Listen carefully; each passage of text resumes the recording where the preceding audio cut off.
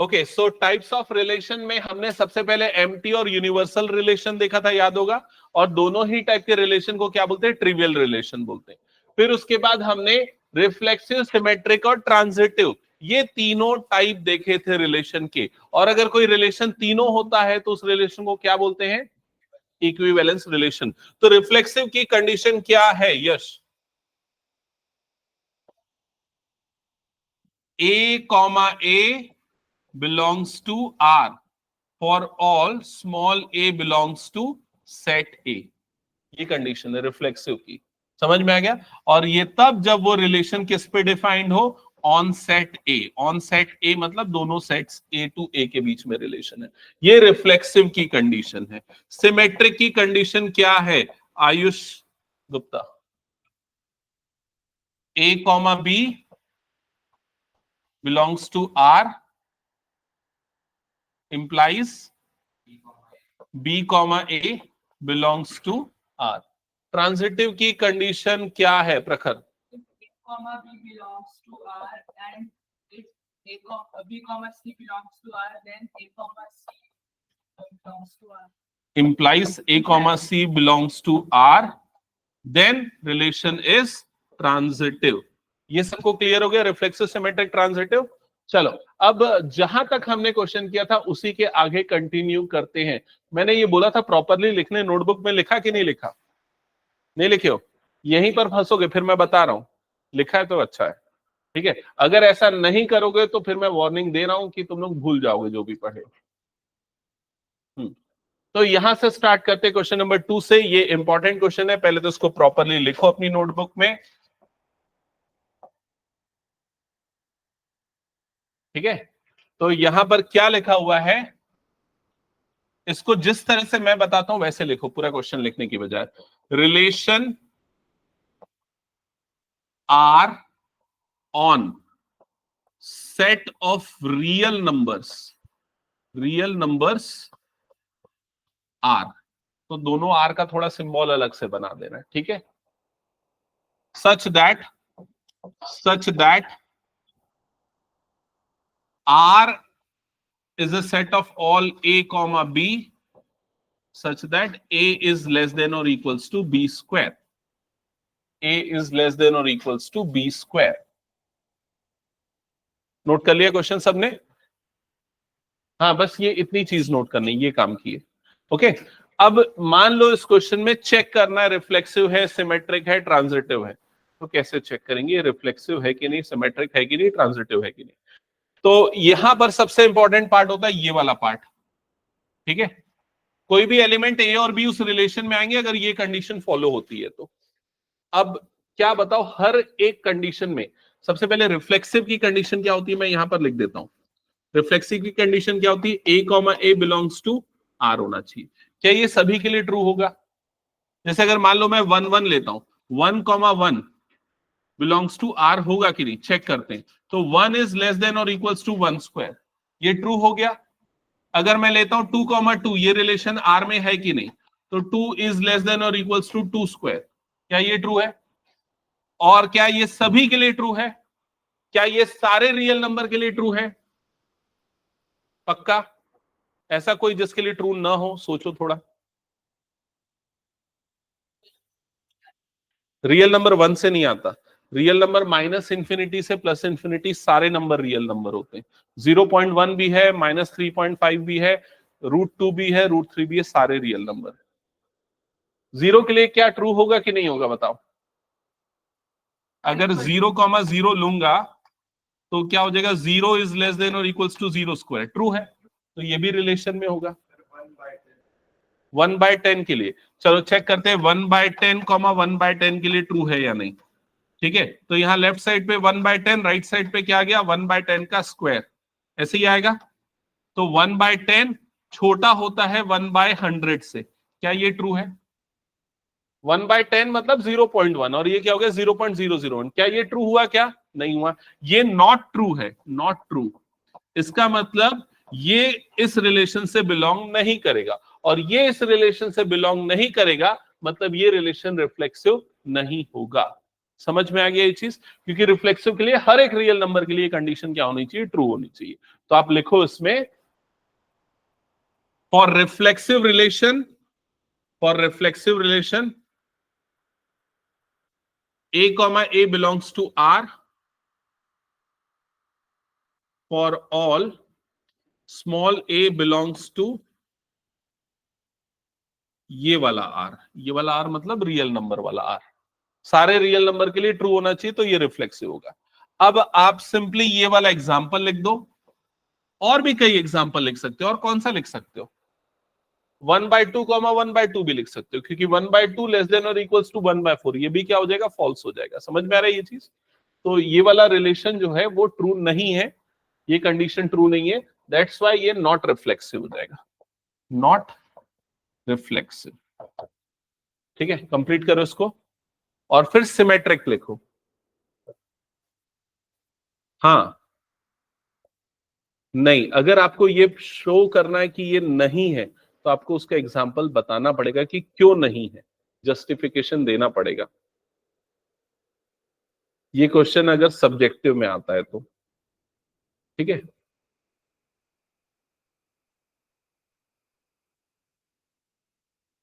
जल्दी करो, सिमेट्रिक का स्टार्ट करो फिर।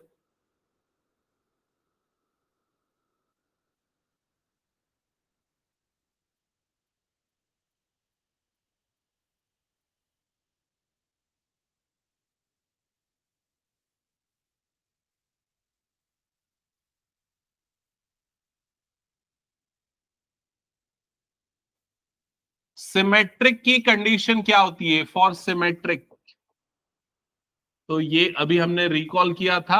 सिमेट्रिक की कंडीशन है a, b belongs to R and b, c belongs to R, sorry a, b belongs to R implies b, a belongs to R। ये होती है सिमेट्रिक की कंडीशन। तो चेक करो सिमेट्रिक है या नहीं। एग्जाम्पल कौन सा दोगे? हाँ, 1,2, यस।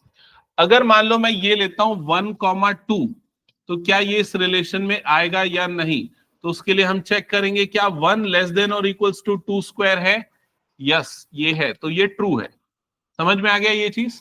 अब मैं चेक करूंगा क्या 2,1 रिलेशन में आएगा या नहीं। तो क्या 2 लेस देन और इक्वल्स टू 1 स्क्वायर है? क्या ये ट्रू है? नहीं, ये क्या है? फॉल्स है। ये फॉल्स है, मतलब ये इससे बिलोंग नहीं करेगा। बिलोंग नहीं करेगा मतलब ये सिमेट्रिक नहीं होगा। तो लिख लो ये नॉट सिमेट्रिक, और ये एग्जांपल दे दो।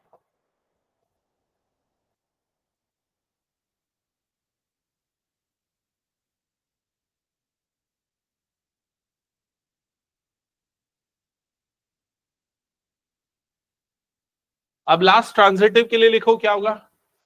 ट्रांजिटिव की पहले कंडीशन लिख देना। ट्रांजिटिव की कंडीशन है a, b belongs to R and b, c belongs to R implies a, c belongs to R। ठीक है, तो इसमें भी एग्जांपल सोचो कोई सा।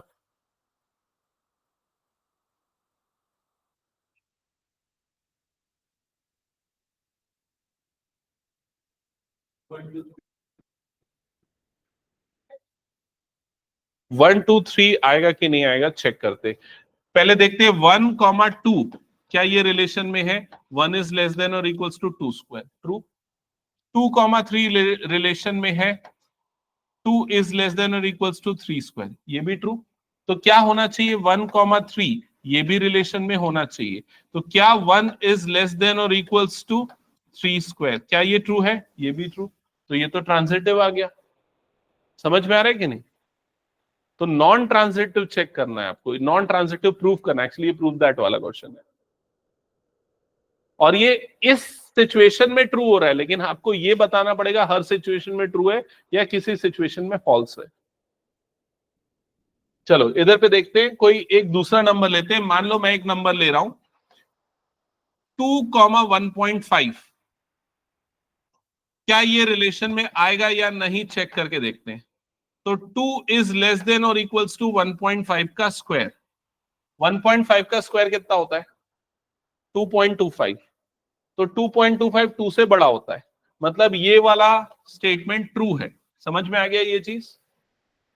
अब अगला लेता हूं मैं 1.5 कॉमा 1.4, क्या ये इस रिलेशन में आएगा या नहीं? तो 1.5 क्या छोटा होता है 1.4 के स्क्वायर से? 1.4 का स्क्वायर कितना होता है? 1.96, 14 का स्क्वायर 196, तो 1.96, तो 1.96 से ये छोटा होता है, मतलब ये भी क्या हो गया, ट्रू हो गया। तो अगर ये दोनों हैं तो क्या एग्जिस्ट करना चाहिए, 2 कॉमा 1.5। तो क्या 2 कॉमा 1.5 एग्जिस्ट, 1.4 क्या ये एग्जिस्ट करेगा रिलेशन में? तो 2 लेस देन और इक्वल्स टू क्या होना चाहिए, 1.4 का होल स्क्वायर। तो क्या 2 छोटा होता है 1.96 से? नहीं, तो ये क्या हो गया, फॉल्स। ये फॉल्स हो गया, मतलब ये रिलेशन ट्रांजिटिव नहीं होगा। तो यहां पर आप क्या लिखोगे, नॉट ट्रांजिटिव।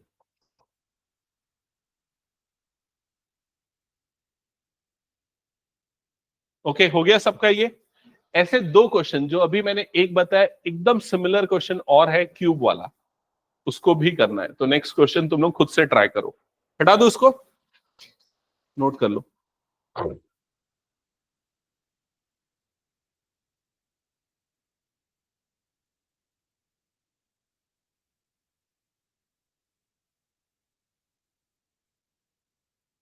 चलो नेक्स्ट क्वेश्चन ये सॉल्व करना। ये तो हमने कर दिया था क्यूब वाला, ये क्वेश्चन ये सॉल्व करो तुम लोग खुद से।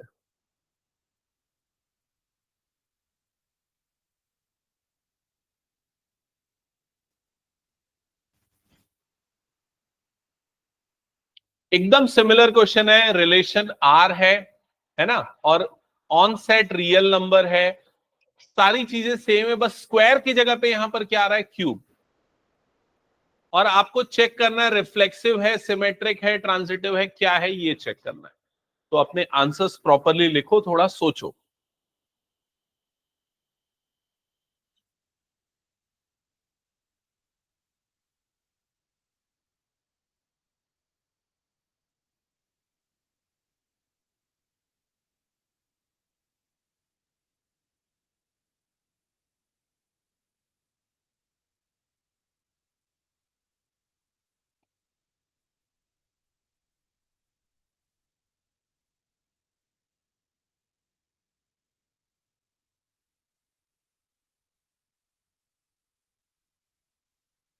रिफ्लेक्सिव चेक किया,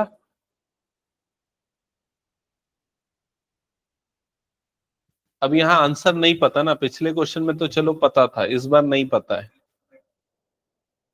Not reflexive. एग्जाम्पल क्या, सेम एग्जाम्पल लिया, हाँ गुड, सेम एग्जाम्पल ले लो, 1/10 कॉमा 1/10 वाला ले लो, तो फॉल्स हो जाएगा, मतलब नॉट रिफ्लेक्सिव।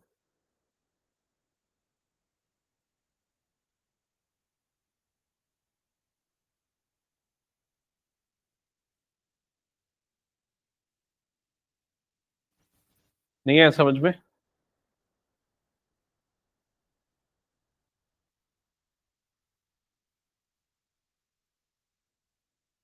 ये जो लिख रहा है ना तो समझ तो गया, लेकिन यहां पर लिखना पड़ेगा, since 1/10 comma 1/10 not belongs to R, therefore not reflexive. समझ गया? लिखा रिफ्लेक्सिव का एग्जाम्पल।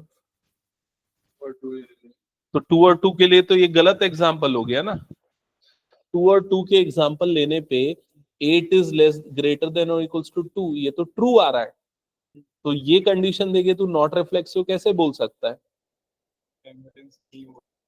तो 1/10 और 1/10 लेना, 1/10 कॉमा 1/10 ले ले, तो क्या हो जाएगा, 1/10 इज लेस देन और इक्वल्स टू 1/10 का क्यूब, ऐसा ही होगा। क्या ये ट्रू है? ये फॉल्स हो गया, ये फॉल्स हो गया, therefore it is not reflexive, ये मेंशन करना पड़ेगा ना। कौन सा एग्जांपल लिया? सेम एग्जांपल, ठीक है।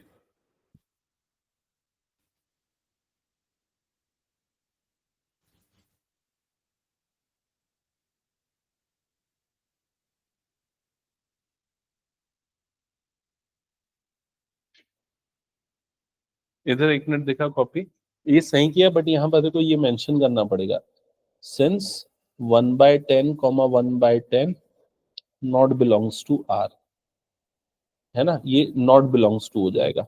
इनिशियली हमने ये लेके चला और यहां पर हमने शो कर दिया, ठीक है। ये क्यों ऐसा हुआ, इसको साइड में शो कर, नहीं समझ में क्या बोल रहा हूँ। वन, ये क्या है, a लेस देन और इक्वल्स टू बी क्यूब है, सो a की जगह पे 1 ले रहा है, 1 इज लेस देन और equals to B 2 cube, it is true, correct. 2 is less than और equals to 1 cube, it is false, ये फॉल्स है, दैट्स व्हाई ये इससे बिलोंग नहीं करेगा, दैट्स व्हाई ये सिमेट्रिक नहीं। हाँ, ये शो करना पड़ेगा, अगर सब्जेक्टिव में क्वेश्चन आता है तो आपको ये शो करना ही पड़ेगा। ये एग्जांपल पे भी फॉल्स आ रहा है, सेम एग्जांपल लिया गया, ये ट्रू है। इसका क्यूब कितना होता है 1.4 का, जो भी होगा, बट ग्रेटर देन 1.5 आएगा ऑब्वियसली, और 1.5 का क्यूब कितना होगा,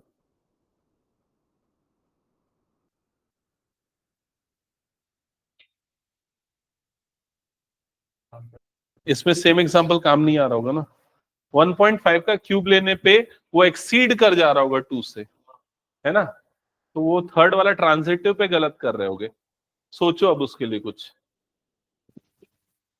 फर्स्ट और सेकंड हो गया ना। ट्रांजिटिव के लिए है या नहीं सोचना पड़ेगा, एग्जाम्पल लेना पड़ेगा, तो कुछ एग्जाम्पल लेके देखो।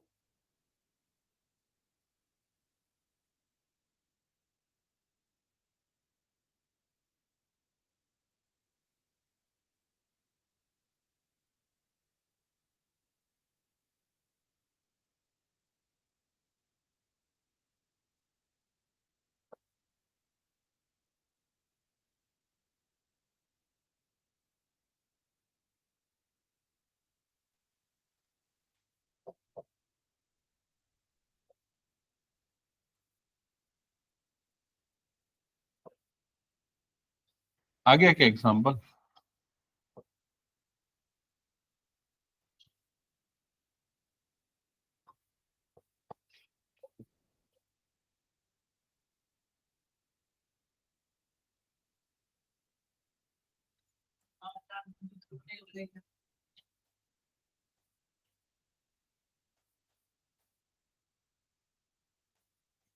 चेक करो, मैंने एक एग्जांपल लिया है, 10,3 ये रिलेशन से बिलोंग करेगा, बिकॉज 10 लेस देन और इक्वल्स टू 3 क्यूब होता है, 3 क्यूब 27, तो 10 इससे छोटा होता है।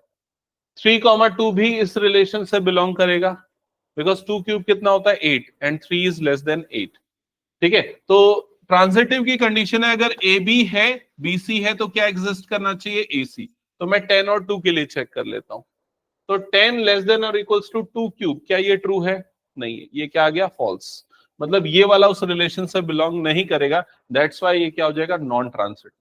समझ गए? तो अगर ये दो क्वेश्चन तुम लोगों को शो दैट में पूछ लिया तो एग्जाम्पल तो सोच के बता दोगे, लेकिन अगर मान लो ये एमसीक्यू में आ गया तो ये तुम्हारा टाइम वेस्ट कर सकता है, ठीक है। तो ध्यान में रखना ये दो क्वेश्चंस को, ए स्क्वायर ए क्यूब, और जैसा ए स्क्वायर ए क्यूब के लिए फॉलो होगा वही रूल ए की पावर 4 और ए की पावर मतलब पावर 3, पावर 4, पावर 5, पावर 6, तो सेम लोगे, ऑड पावर इवन पावर के लिए सेम एग्जांपल्स काम करेंगे। समझ गए ना ये? तो हटा दो क्वेश्चन नंबर 5 में। ओके, चलो नेक्स्ट क्वेश्चन पे आते हैं, क्वेश्चन नंबर 6। ये तो कर लिया था आई थिंक हमने ना, 6 भी कर लिया था, 7 भी हो चुका था सेम पेजेस वाला, 8 भी हमने किया था, 9 ऑनवर्ड्स करना है हमको। तो अब तुम लोग करोगे पूरा का पूरा, और मैं सिर्फ चेक करूंगा कि कैसे कर रहे हो, कैसे लिख रहे हो, ठीक है। स्टार्ट। कुछ पूछना है तो पूछो, तो मैं फिर एक्सप्लेन कर दूंगा डेफिनेटली। और अगर छोटा क्वेश्चन है ना, जैसे ये देखो छोटा सेट है, सेट ए के एलिमेंट क्या 0 से लेके 12 है, तो आप इस रिलेशन को बनाने के लिए रोस्टर फॉर्म यूज कर सकते हो। पहले तो इंपॉर्टेंट चीजें नोट करो क्वेश्चन में, क्या इंपॉर्टेंट चीज लिखना है, पहले तो ये लिखो relation R on set A, ये चीज नोट करो जो मैंने अंडरलाइन किया है, कर लिया। अब इसका फर्स्ट पार्ट है ये वाला, relation R is defined like this, इसके एलिमेंट है ए कॉमा बी, और ए और बी इसके एलिमेंट तब होंगे जब a माइनस बी किसका मल्टीपल होगा, 4 का मल्टीपल होगा। ये क्लियर हो गया। सेट ए पूरा क्लियरली डिफाइंड है। सेट ए के एलिमेंट्स क्या क्या है, 0 1 2 3 4 5, ये ऐसा करते हुए 12 तक ये सेट ए के एलिमेंट है। ये क्लियर हो गया ना सबको। हाँ, अब मुझे इसको रोस्टर फॉर्म में लिख के बताओ कि रिलेशन आर के एलिमेंट्स क्या क्या होंगे, ऑर्डर्ड पेयर्स क्या क्या होंगे, ये चाहिए मुझे। तो इसने बोला 4,0, और क्या हम किसी छोटे नंबर से स्टार्ट कर सकते हैं? 0,0 क्या हम नहीं ले सकते? तो 0,0, तो 0 माइनस 0 कितना आएगा, 0। 0 इज मल्टीपल ऑफ 4। हम 0 सबका मल्टीपल होता है। 0 को हम क्या लिख सकते हैं, 0 इंटू 4 लिख सकते हैं ना, तो 4 का मल्टीपल हो गया। ओके, तो सबसे पहला आएगा 0,0, और क्या आएगा बताओ। देखो अब अगर मान लो 0,4 ले रहे हो तो वो भी सही होगा। और क्या लोगे, 0,4 ले रहे हो तो 4,0 ले लो, है ना। और क्या लोगे फिर, अब 0 के साथ और क्या आ सकता है, पहले 0 के साथ और क्या आ सकता है वो सोचो। 0,8 ले सकते, तो अगला क्या आएगा, 8,0। इनका भी डिफरेंस 4 का मल्टीपल होगा। समझ रहे हो ना क्यों ले रहा हूं मैं। अगला कौन सा लूंगा बताओ। हाँ, तो क्या लूंगा, 0,12, तो अगला क्या आ जाएगा, 12,0। समझ में आ रहा है ये चीज, ठीक है। और कुछ 0 के साथ वाला तो नहीं आएगा। अब किसके साथ वाला लेंगे हम, 1 के साथ वाला। तो कौन सा आएगा, 1,1 ले सकते हैं ना, ठीक है। फिर क्या लेंगे, 1,5, और नेक्स्ट क्या आ जाएगा, 5,1। फिर क्या आएगा, 1 के साथ वाला बताना, 1,9, और नेक्स्ट क्या आ जाएगा, 9,1। फिर क्या आएगा, और कुछ आएगा क्या 1 के साथ, नहीं आएगा। 1,13 नहीं आ सकता क्योंकि 13 उसका एलिमेंट ही नहीं है। अब किसके साथ लेंगे, 2 के साथ, तो क्या 2,2 आएगा, यस। 2 के साथ नेक्स्ट कौन सा एलिमेंट आएगा बताओ, 2 6 एंड 6 2। नेक्स्ट क्या आएगा, 2 10 एंड 10 2। क्लियर। 2 12 नहीं आएगा ना, 2 और 12 का डिफरेंस कितना होता है, 10 होता है, वो 4 का मल्टीपल नहीं होता। That's it. अब 3 वाले जल्दी जल्दी बताओ, 3 3 3 7 7 3, और कुछ 3 11 आएगा ना, और क्या आएगा, 11 3। समझ गए ये। नेक्स्ट कौन सा आएगा, 4,4 4,8 4,8 8,4 लेंगे ना फिर हम, 8,4। नेक्स्ट क्या आ जाएगा,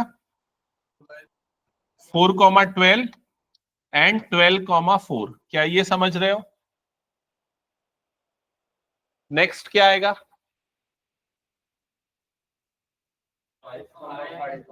5,5 आएगा। फिर 5,9 एंड 9,5 ये आएगा।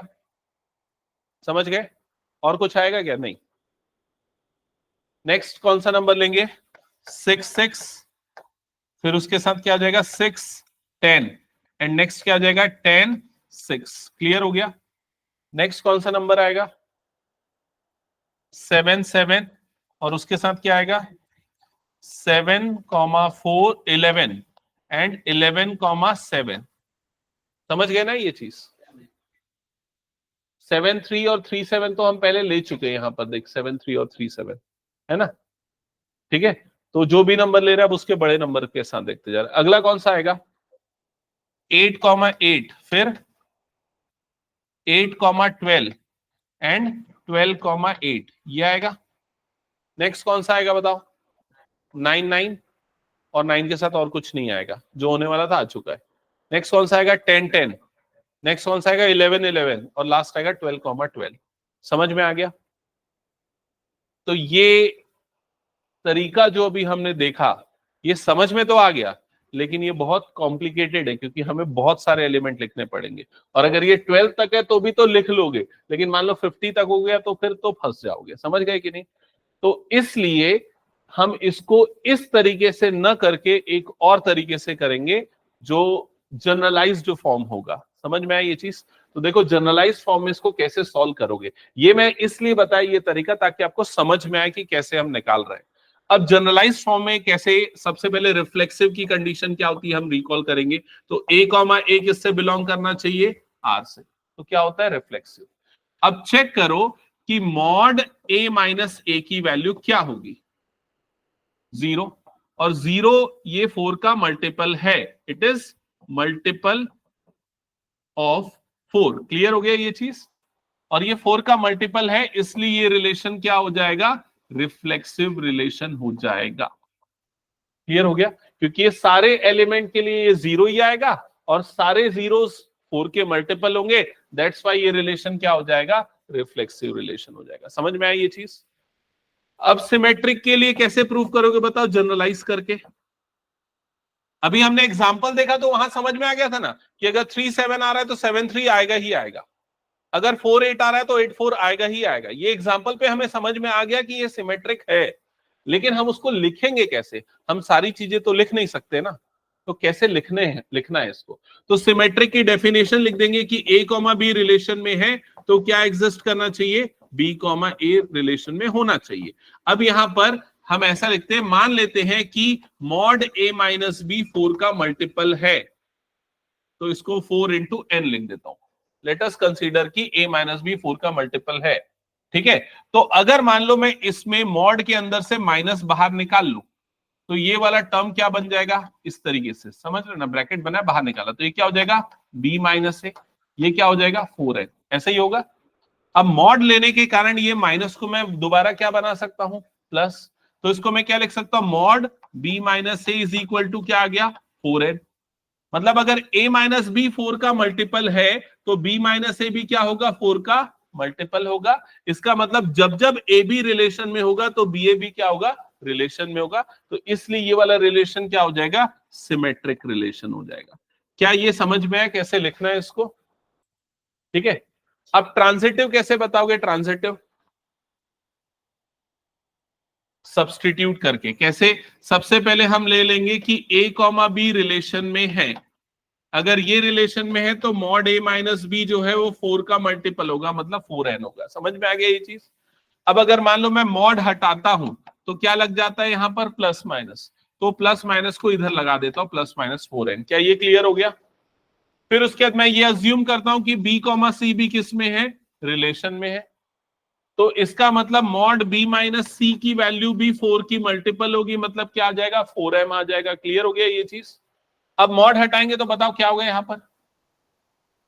b minus C is equal to क्या हो जाएगा? ये प्लस माइनस 4m। क्लियर हो गया ये? अब क्या करो, इन दोनों इक्वेशंस को आपस में ऐड कर दो। क्या होगा? दोनों का एडिशन। ये माइनस बी और प्लस बी कट जाएगा और इधर पे क्या बच जाएगा? a minus C. Right side में क्या हो जाएगा? Plus minus 4n plus minus 4m। ऐसा ही होगा। तो यहां पर अगर मैं प्लस माइनस कॉमन निकालू और 4 भी कॉमन निकाल लू तो यहां पर क्या बच जाएगा? n plus m। ऐसा ही बचेगा।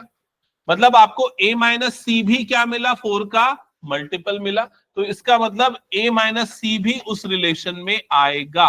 क्या ये समझ में आ रहा है? तो ये जब भी आ रहा है तब ये वाला टर्म भी आ रहा है। तो इसलिए ये क्या प्रूफ हो गया कि ये कौन सा रिलेशन है? ट्रांजिटिव भी है। ठीक है, मैं समझ रहा हूं कि तुम लोगों को बहुत बेकार लग रहा है ये टॉपिक। लग रहा है क्या बेकार? है ना? क्योंकि मैथ्स में यूजुअली हमारी आदत है सॉल्व करना है, प्रैक्टिस करना है, कैलकुलेट करना है, बट ये टॉपिक सोचना है ज्यादा, ये समझ लो लॉजिकल थिंकिंग वाला है। ठीक है, तो इसलिए ये रिलेशन हो जाएगा ट्रांजिटिव। और ये मैं बता रहा हूं, ये एक लौता ही इतना खराब चैप्टर है, बाकी सारे कोई भी ऐसा खराब चैप्टर नहीं है इसके अलावा पूरे 12th के सिलेबस में। ठीक है, तो इसको नोट कर लो जो जो चीजें नोट करनी है।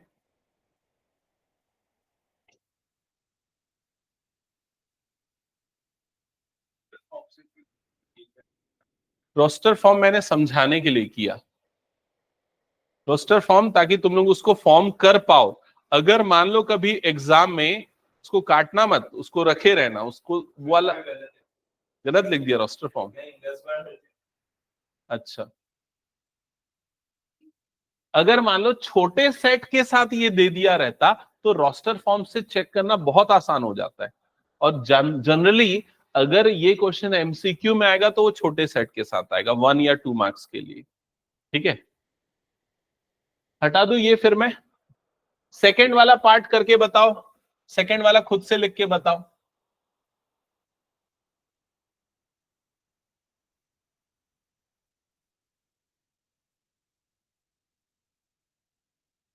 अच्छा, 1 मिनट ना, इसमें रोस्टर फॉर्म का यूज होगा भी वैसे तो, क्योंकि इसके क्वेश्चन का आगे में एक स्टेटमेंट लिखा है। क्या लिखा है, पढ़ो। Find the set of elements related to 1 in each case. तो पहले वाले केस में 1 से रिलेटेड एलिमेंट कौन से हैं? तो जो हमने रोस्टर फॉर्म में जो पेयर बनाए थे ना, तो पेयर में 1 से रिलेटेड वाले कौन कौन से आए थे? तो 1 से रिलेटेड कौन सा आया था? 1 1 आया था, 1,5 आया था। हाँ, 5,1 तो सेम हो गया, 1,5,5,1, और 1,9, ये 3 आया था। तो 1 से रिलेटेड, तो इसका आंसर क्या होगा पता है? इस वाले पार्ट का आंसर होगा 1,5,9। ये होगा फर्स्ट वाले का आंसर। समझ में आया मैं क्या बोल रहा हूं? कौन कौन से एलिमेंट है जो 1 से रिलेटेड है? तो 1, 5 एंड 9, क्योंकि उनके साथ इनका डिफरेंस 4 का मल्टीपल आता है। ओके, सेकेंड वाला पार्ट प्रूफ कर लोगे? बताओ, क्या ये रिफ्लेक्सिव होगा सेकेंड पार्ट? क्वेश्चन में ही दिया है, क्योंकि ये प्रूफ करना है कि ये कौन सा रिलेशन है, इक्विवेलेंस। तो रिफ्लेक्सिव होगा ही, ये तो हमें पता है। और क्यों a comma a belongs to r होगा? क्योंकि सेम एलिमेंट है, इक्वल होंगे, तो हमेशा रिलेशन में आएगा। अगर a b आ रहा है तो b a b आएगा, क्योंकि अगर a इक्वल टू b है तो b इक्वल टू a है, तो दोनों का मतलब तो सेम ही होता है, मतलब ये सिमेट्रिक भी होगा। ट्रांजिटिव क्यों होगा? क्योंकि अगर ए बी के इक्वल है, बी सी के इक्वल है, तो ए और सी भी आपस में क्या हो जाएंगे? इक्वल। तो इसका मतलब ये ट्रांजिटिव भी हो जाएगा। समझ में आ गया ये चीज? तो इसका ये क्या प्रूफ हो गया? Equivalence relation. सेकेंड पार्ट का आंसर कौन देगा इसका मुझे? कौन से एलिमेंट है जो 1 से रिलेटेड होंगे सेकेंड पार्ट में? जैसे यहां पर 1 से रिलेटेड एलिमेंट कौन से थे? 1, 5 और 9। क्यों 1, 5 और 9 थे? क्योंकि उनका डिफरेंस 4 का मल्टीपल आ रहा था। क्योंकि यहां पर रिलेशन की डेफिनेशन ये थी, यहां रिलेशन की डेफिनेशन है ए और बी बराबर होने चाहिए। तो बताओ इसका क्या आएगा? सिर्फ 1 आएगा। तो इसका आंसर क्या आएगा? सिर्फ 1। समझ में आया ये चीज? उससे रिलेटेड बताना है। ऑर्डर्ड पेयर 1 1 आएगा, दैट इज करेक्ट, बट 1 से रिलेटेड एलिमेंट कौन सा है? तो 1। क्लियर हो गया ये चीज? अच्छा, अगर मान लो इसका रोस्टर फॉर्म पूछा होता तो बताओ इसका रोस्टर फॉर्म में क्या आता? 0 0 1 1 2 2 3 3 4 4 and so on up to 12 12। That's it, बस इतना ही आता। क्लियर हो गया सबको ये? चलो आगे बढ़ते हैं नेक्स्ट क्वेश्चन की तरफ। हाँ, अब ये तुम लोगों को खुद अपनी कॉपी में लिखना है और मुझे चेक कराना है अभी। और अगर कुछ हिंट चाहिए तो मैं हिंट दे देता हूं। एक हिंट लिख लेता हूं स्टार्टिंग में। रिलेशन आर जो है उसको ऑन सेट ए ले लो और सेट ए को डिफाइन कर दो कि उसके एलिमेंट है 1 2 3। मतलब रिलेशन आर ए टू ए पे है, और इस सेट को लेके आप ये सारे एग्जांपल्स लिखो अपनी कॉपी में।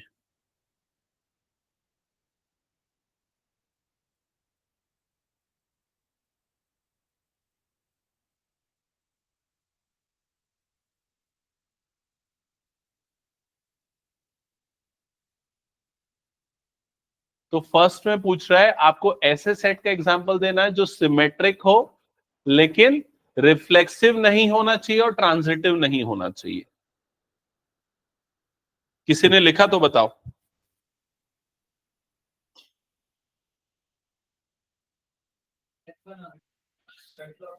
आपको ऐसा रिलेशन बनाना है जो कि सिमेट्रिक होना चाहिए लेकिन रिफ्लेक्सिव नहीं होना चाहिए और ट्रांजिटिव नहीं होना चाहिए। समझ में आया? और मैंने आपकी हेल्प करने के लिए ये मान लिया कि वो रिलेशन सेट ए पे है और सेट ए ये वाला है ना।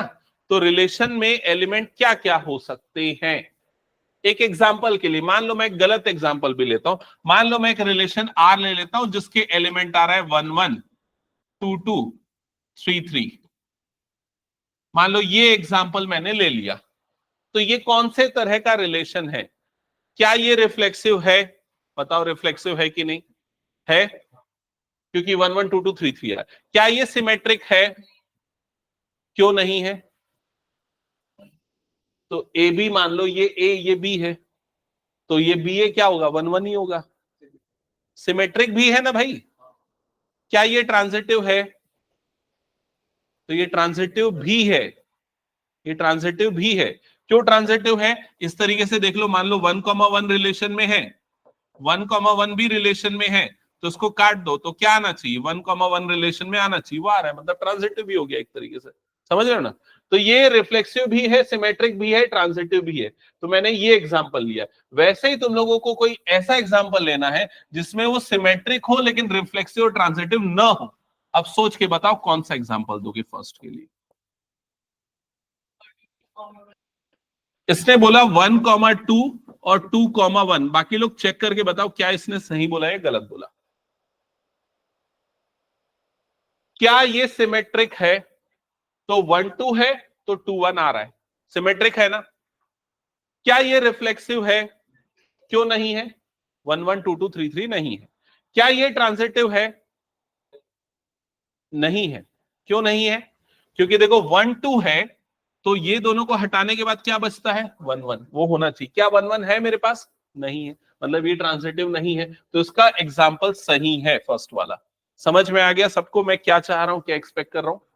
अब समझ में आया तो सेकंड वाले का बताओ। ऐसा एग्जाम्पल देना जो ट्रांजिटिव होना चाहिए लेकिन रिफ्लेक्सिव और सिमेट्रिक नहीं होना चाहिए। चलो चेक करते, 1 2 2 3 और 1 3। हाँ, तो रिफ्लेक्सिव नहीं है, ये तो श्योर हो गया सबको। क्यों नहीं है रिफ्लेक्सिव ये? क्योंकि 1 1 2 2 नहीं है। सिमेट्रिक है क्या? ये देखो 1 2 है तो 2 1 आना चाहिए, जो कि नहीं आ रहा है।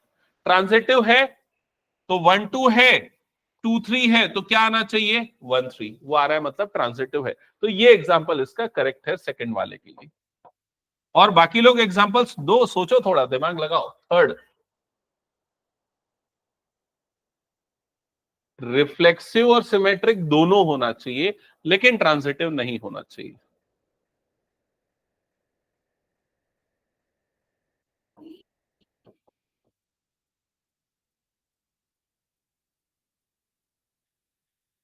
One one 2 3 3 2। मुस्कान ने ये एग्जाम्पल दिया, क्या ये सही है? 2 2 और 3 3 भी डाल देते हैं, चलो 2 2 और 3 3 भी डाल दिया। क्या ये एग्जाम्पल सही है? तो देखो 1 1 2 2 3 3 मतलब रिफ्लेक्सिव तो हो गया। सिमेट्रिक है क्या? तो यहां पर देखो 2 3 है 3 2 है, तो सिमेट्रिक भी हो गया। ओके, अब देखो यहां पर अगर मैं 3 3 को हटा दूं तो क्या बच जाएगा? 2 2, वो आ रहा है, तो ये ट्रांजिटिव भी हो जाएगा। लेकिन एग्जाम्पल में क्या बोल रहा है? वो ट्रांजिटिव नहीं होना चाहिए। और क्या बोल रहा है? 1 1 2 2 तो ऑलरेडी लिखा हुआ है ना। अगर सिर्फ 1 1 और सिर्फ 2 2 लेगा तो 3 3 अगर नहीं लेगा तो उस सिचुएशन में वो रिफ्लेक्सिव नहीं होगा ना। रिफ्लेक्सिव के लिए सभी होना चाहिए, 1 1 2 2 3 3 सभी का रिफ्लेक्स होना चाहिए।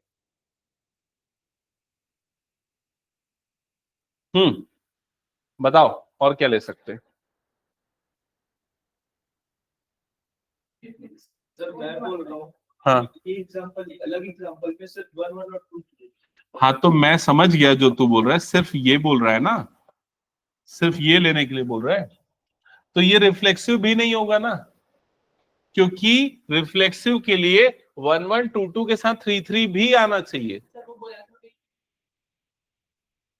अच्छा चलो ठीक है, मान लो अगर ऐसा बोल रहे कि सिर्फ सेट ए पे नहीं होना चाहिए, तो अगर ऐसा भी एग्जांपल लेगा तो ये रिफ्लेक्सिव सिमेट्रिक तो हो गया, ये ट्रांजिटिव भी हो जाएगा। क्यों ट्रांजिटिव हो जाएगा? हाँ, वो वाली फर्स्ट कंडीशन फॉलो नहीं हो रही है वो मान लो, या तो ऐसा जो मैं बताया था एग्जांपल उससे चेक कर लो। हाँ, और क्या करे बताओ? रिफ्लेक्सिव सिमेट्रिक तो आ रहा है लेकिन ट्रांजिटिव भी आ जा रहा है, कैसे इसको ठीक करें?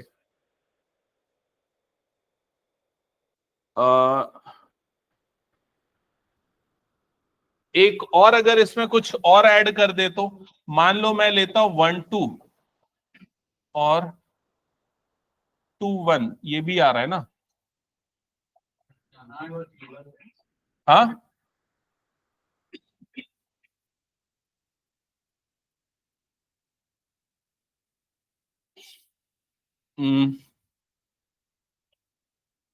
2 3 3 2 ये तो आ जा रहा है, और क्या ले सकते हैं इसमें? नॉन ट्रांजिटिव होना चाहिए। 1,2, हाँ ये ले लेते हैं, चलो ये हो गया। अब ये नॉट ट्रांजिटिव है,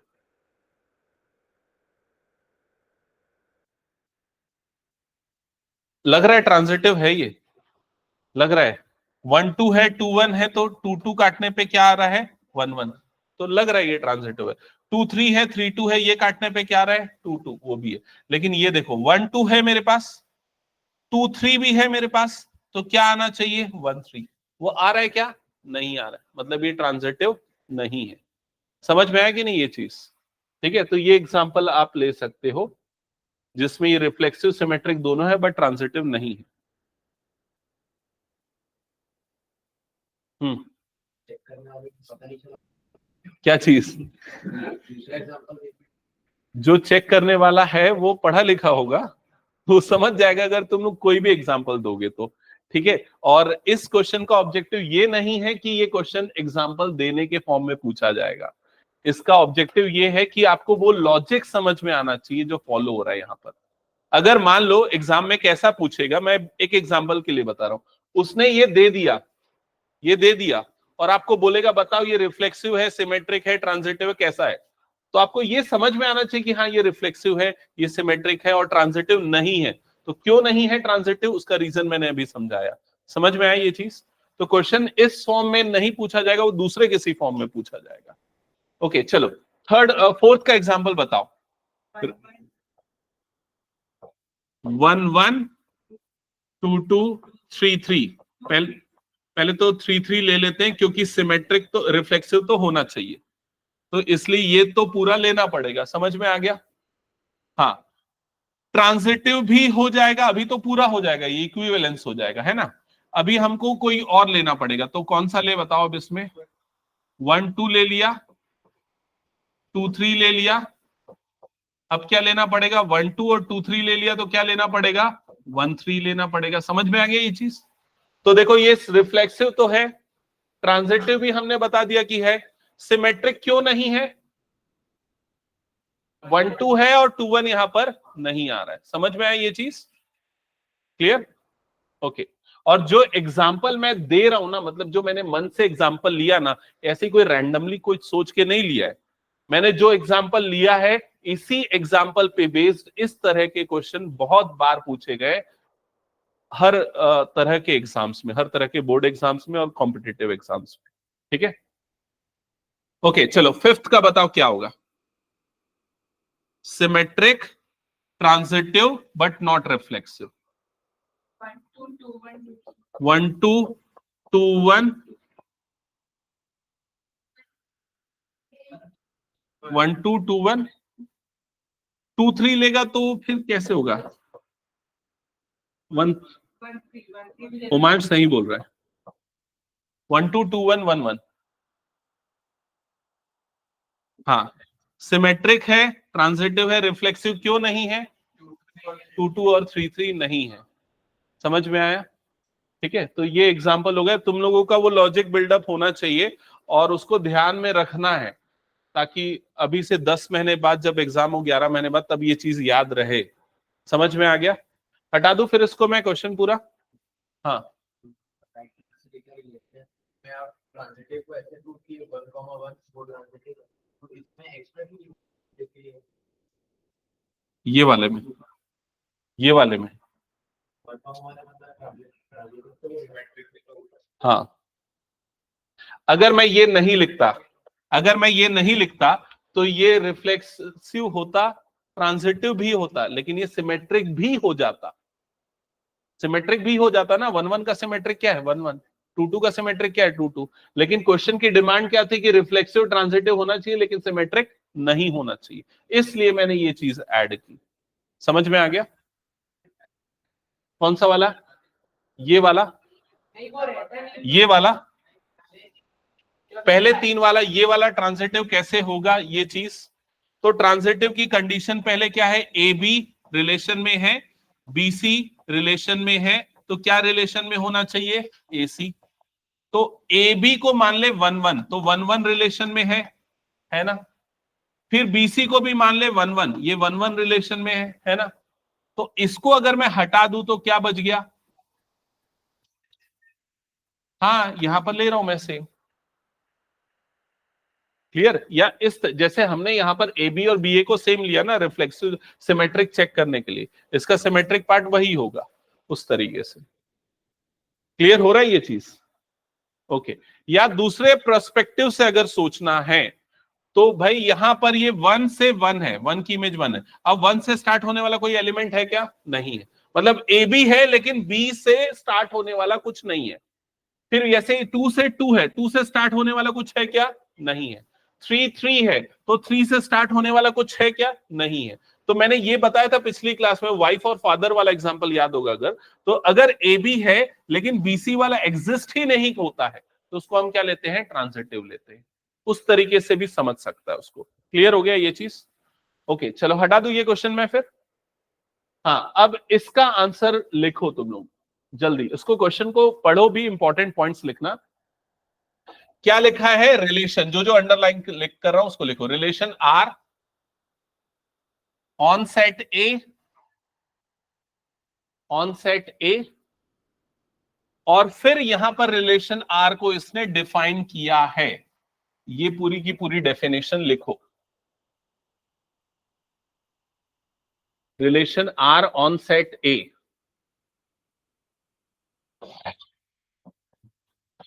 रिलेशन आर ऑन सेट ए।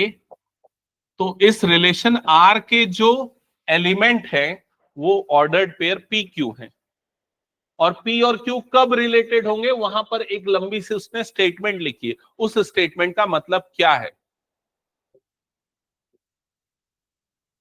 जब दोनों का ओरिजिन से डिस्टेंस क्या होगा, इक्वल। सबने पढ़ा कि नहीं बताओ जल्दी, ये वाला लाइन पढ़ा सबने?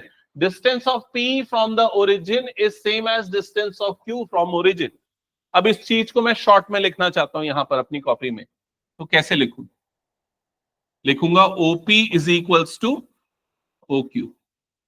यही मतलब हुआ ना इसका? क्या हो गया? ठीक है। हाँ, अब आपको ये प्रूव करना है कि इक्विवेलेंस रिलेशन होगा, और इस चीज को ग्राफिकली विजुअलाइज भी करना है। तो ग्राफिकली विजुअलाइज करने के लिए ये हो गया मेरा एक्स एक्सिस और ये हो गया मेरा वाई एक्सिस।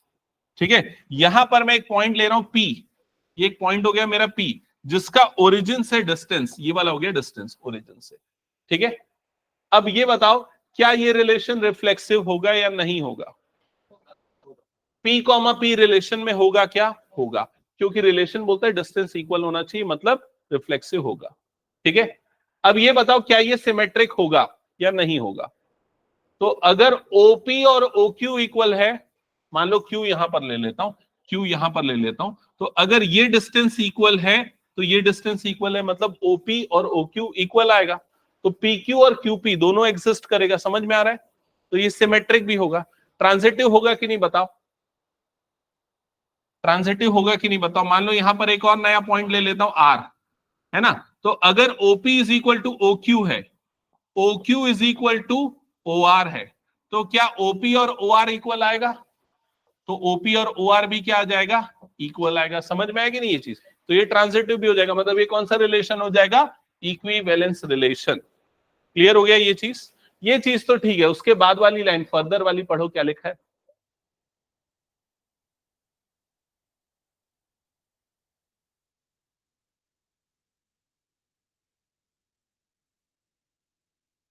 और कौन समझाएगा मुझे वो क्या बोल रहा है?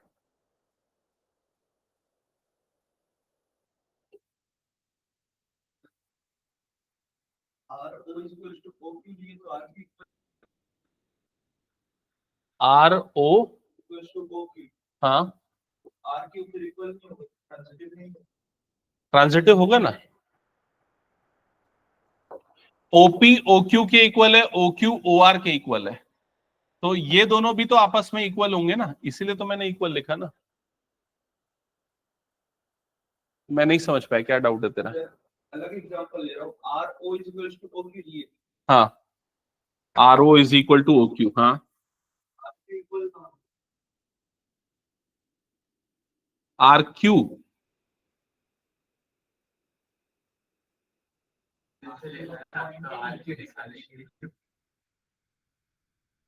नहीं नहीं, तू कंफ्यूज हो रहा है यहां पर ना। ये जो पॉइंट्स है उनका ओरिजिन से ही डिस्टेंस है, आपस में डिस्टेंस नहीं है। डेफिनेशन क्या बोल रहा है, ये वो सारे पॉइंट्स का सेट होगा जिनका ओरिजिन से डिस्टेंस सेम है, ये बोलना चाह रहा है। तो यहां पर आर वाला पॉइंट का ओरिजिन से डिस्टेंस, पी वाले पॉइंट का ओरिजिन से डिस्टेंस, क्यू वाले पॉइंट का ओरिजिन से डिस्टेंस। तो अगर इन दोनों का ओरिजिन से डिस्टेंस और इन दोनों का ओरिजिन से डिस्टेंस सेम है, तो फर्स्ट और लास्ट वाले का भी सेम होगा, वो बताना चाह रहा है। अरे वो सिंपल जो अभी हमने थोड़ी देर पहले किया था ना, ऐसा वाला, अगर a इक्वल टू बी है, b इक्वल टू सी है, तो a इक्वल टू क्या होगा, c होगा। इनडायरेक्टली वही तो बता रहे हैं यहाँ पर। ओके, मुझे ये वाली लाइन का मतलब बताओ तुम लोग जल्दी से, लास्ट वाली लाइन का।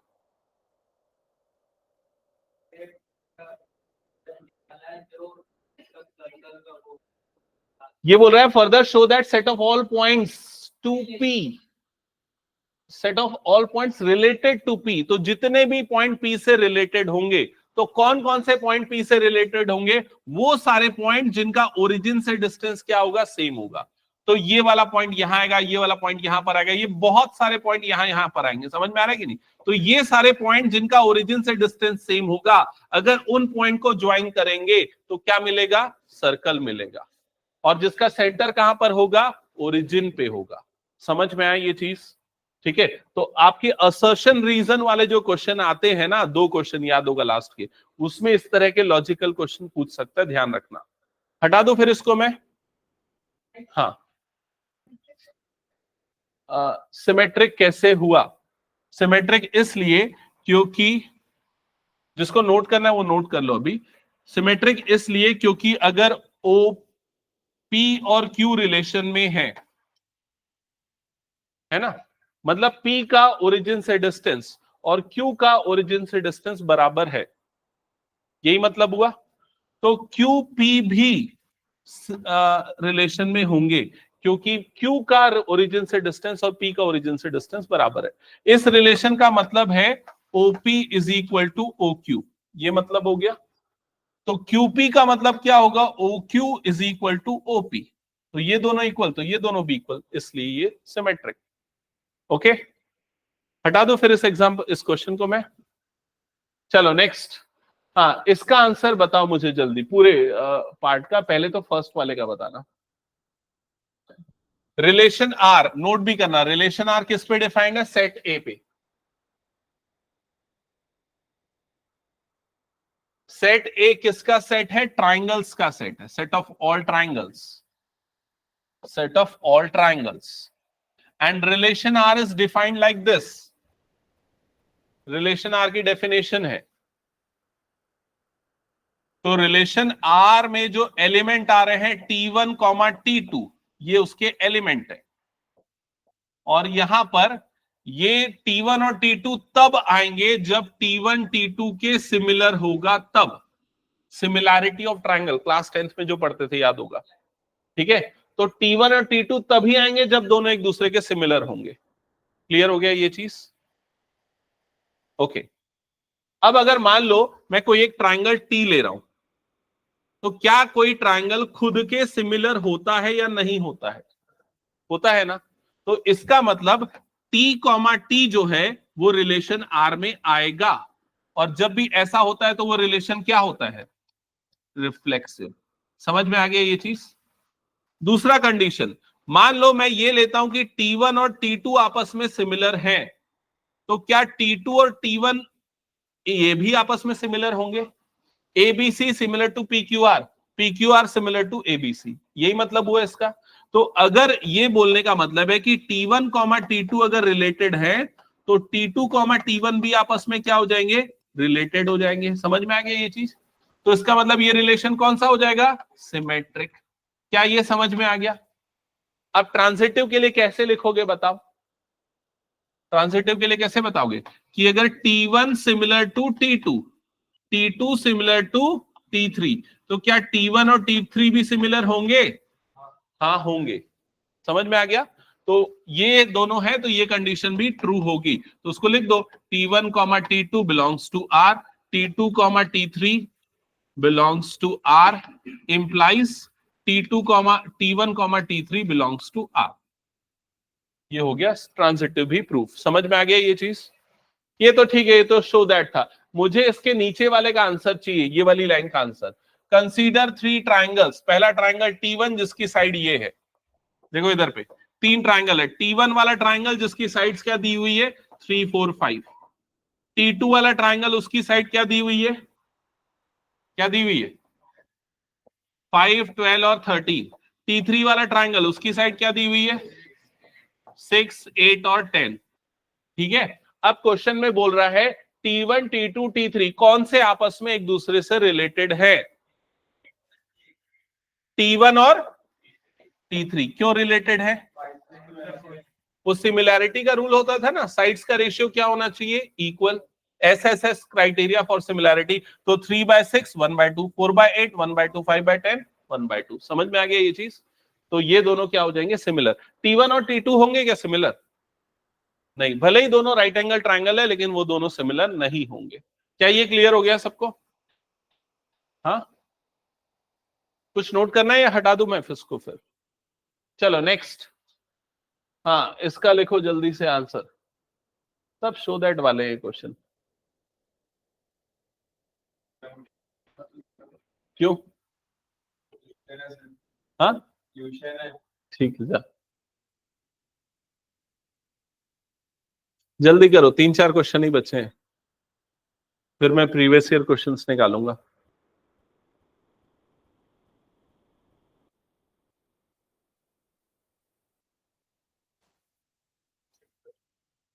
क्या निखिल तेरा यही हरकत रहता है? नहीं समझ में आया?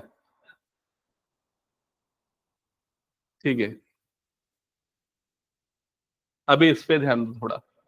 रिलेशन आर किस पे डिफाइंड है, सेट ए पे। सेट ए किसका सेट है, पॉलीगॉन्स का।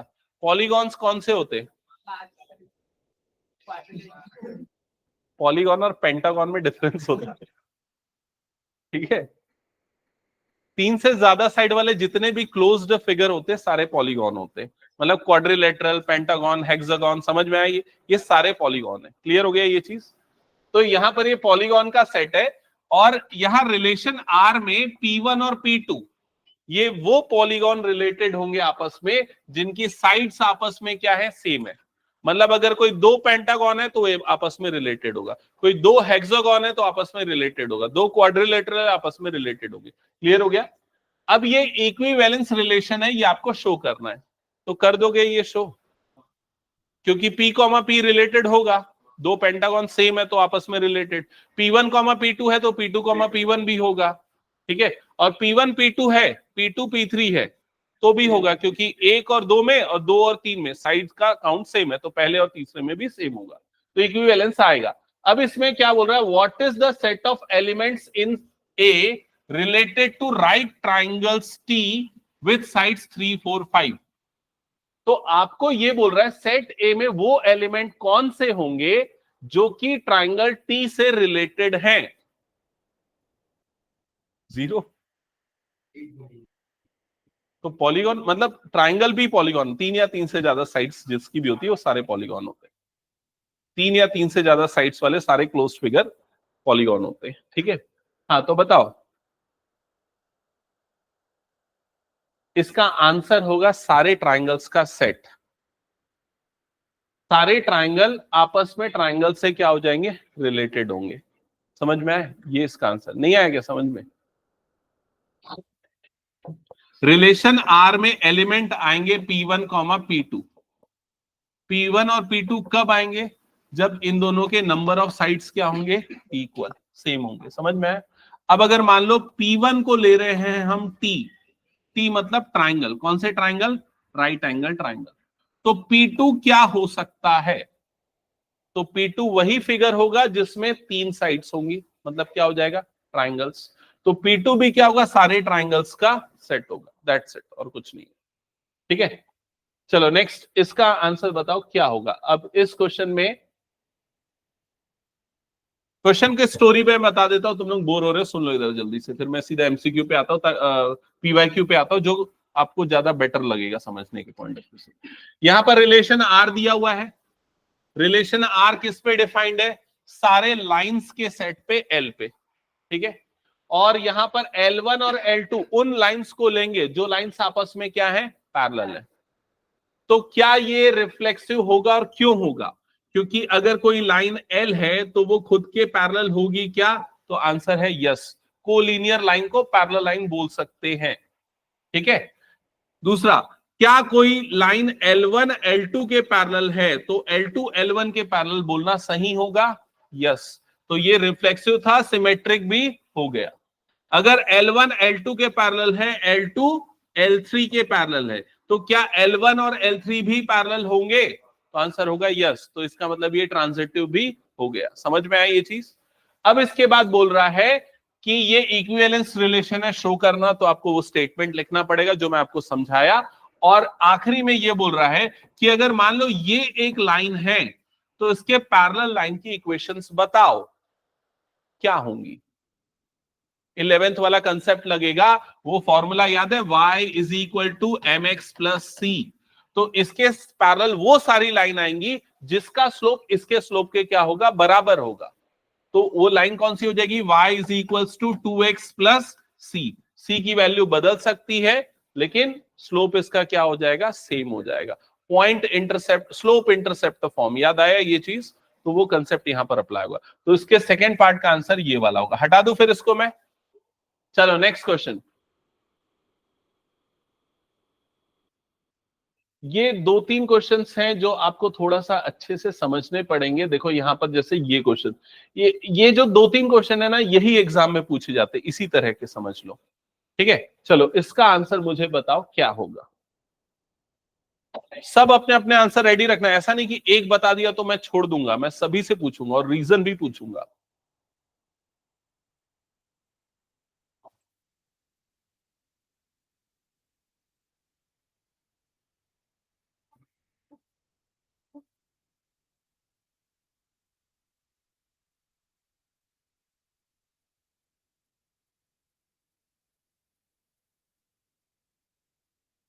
हो गया आंसर रेडी सबके पास? सौभाग्य, राघव, रेडी आंसर? पीछे रुद्र,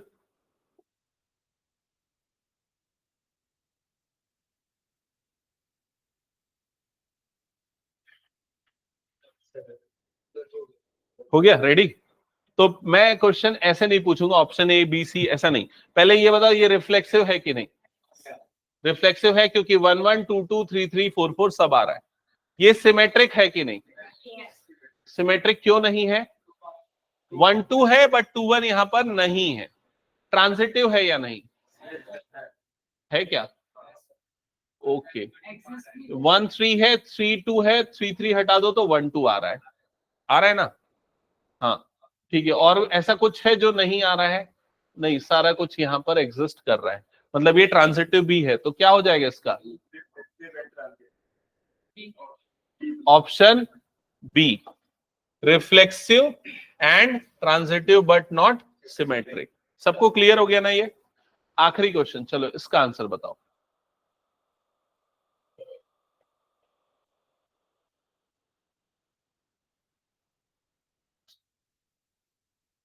आंसर सभी अपना रेडी रखना।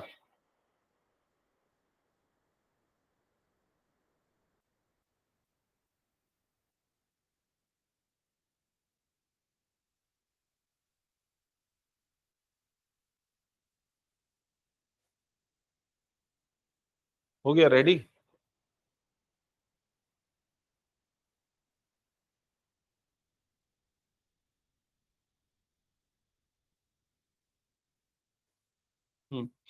एक चीज ना, जब अभी मैं क्वेश्चन तुम लोगों के सामने रखा तो मेरे दिमाग में ही बच्चों को एक डाउट हो सकता है, ये आ रहा होगा या कभी नहीं आ रहा होगा।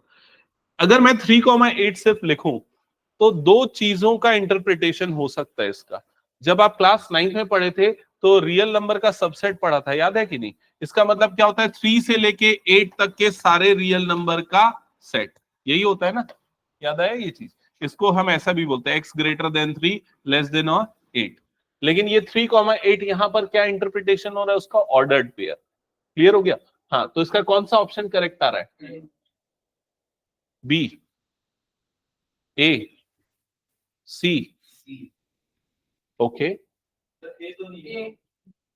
तो आप कैसे चेक कर सकते हो? बड़ा आसान तरीका है। ये पहला वाला ए हो गया, दूसरा वाला बी हो गया, है ना? अब इसको यहां पर रख के देखते हैं। ए की जगह पे डालो 2, बी की जगह पे डालो 4, तो 4 - 2, तो 2 = 2 सही आ रहा है। लेकिन कंडीशन क्या बोला है? बी जो है वो 6 से ग्रेटर होना चाहिए। तो क्या बी 6 से ग्रेटर है? नहीं। मतलब ये ऑप्शन तो यहीं कट गया। समझ में आया ये चीज? हाँ, ऑप्शन बी पे आते हैं। तो ए की जगह पे 3 डालो, ए की जगह पे 3 डालो, बी की जगह पे 8 डालो, तो 8 - 2, तो 3 और इधर पे क्या आ रहा है? 6। क्या ये दोनों इक्वल है? नहीं, तो ऑप्शन बी भी कट गया। ऑप्शन सी डालो, ए की जगह पे 6 डालो, बी की जगह पे 8 डालो, तो 6 = 6। क्या ये ट्रू है? ये नंबर बी ग्रेटर देन 6 होना चाहिए, तो बी हमारा 8 था जो कि ग्रेटर देन 6 है, ये भी ट्रू है। तो उसका करेक्ट आंसर क्या हो जाएगा? Option C. समझ में आ गया सबको ये? ठीक है, हटा दो फिर ये क्वेश्चन में। तो दैट्स इट। ये एनसीईआरटी के पॉइंट ऑफ व्यू से मैंने क्वेश्चन करवा दिया रिफ्लेक्सिव सिमेट्रिक ट्रांजिटिव, मतलब टाइप ऑफ रिलेशन का। और ये फिक्स है कि इसका क्वेश्चन बोर्ड एग्जाम्स में आना ही है, चाहे आप किसी भी बोर्ड के हो, CG board, CBSE board, ICSE board, सभी में। अब देखो किस तरह के क्वेश्चन आए हैं प्रीवियस ईयर में, एक बार थोड़ा सा वो देख लेते हैं। ठीक है, और जो जो चीजें मैंने बताई ना उसको प्रॉपरली अपनी नोटबुक में लिख के रखना, नहीं तो कोई मतलब नहीं देगा, भूल जाओगे फिर।